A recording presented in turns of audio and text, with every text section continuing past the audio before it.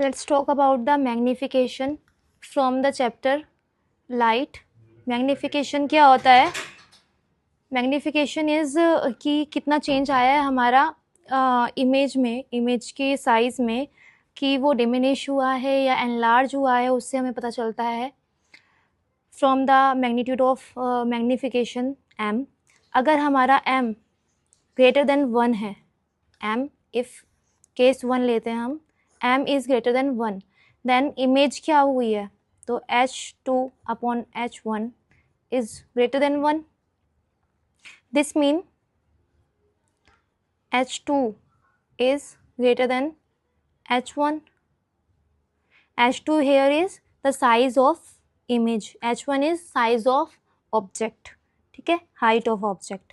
तो height H image की बड़ी है तो क्या होएगी? एनलार्ज होएगी इमेज, एनलार्ज हुई है, उसका साइज क्या हुआ है? साइज इंक्रीज हुआ है. ओके, अब next second case. Second case में क्या है हमारा? सेकंड केस में हम पढ़ेंगे m इज इक्वल्स टू 1. जब m इक्वल टू 1 है तो h2 upon h1 equal to 1 होएगा और h2 is equal to h1. ये सिर्फ एक ही केस में पॉसिबल है, जब हमारा ऑब्जेक्ट कहाँ पे प्लेस हो?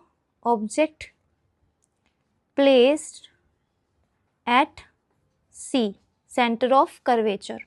वहीं पे हमारा ये वाला केस बनता है कि सेम साइज सेम हाइट के इमेज और ऑब्जेक्ट होते हैं. इसमें हमारा m की वैल्यू क्या होएगी? Equals to 1. ठीक है. एंड थर्ड केस कौन सा होता है? m is less than 1. जब m की वैल्यू हमारी लेस देन 1 होएगी तो इसमें जो h2 अपॉन h1 है वो भी लेस देन 1 होगा. तो h2 is less than h1. h2 is image की जो हाइट है वो लेस होएगी ऑब्जेक्ट की हाइट से, तो ये इमेज कैसी बनेगी? डिमिनिश्ड इमेज बनेगी हमारी. Okay, so thank you for today.